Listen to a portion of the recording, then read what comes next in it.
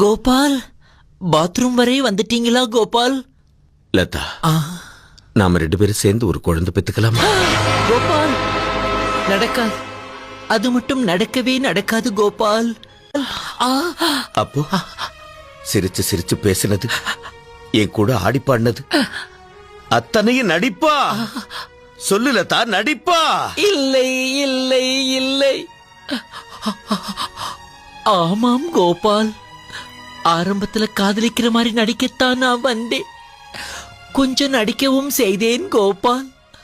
ஆனா தூய்மையான உங்கள் அன்புக்கு முன்னால் என்னுடைய நடிப்பு தோத்து போச்சு கோபால், தோத்து போச்சு.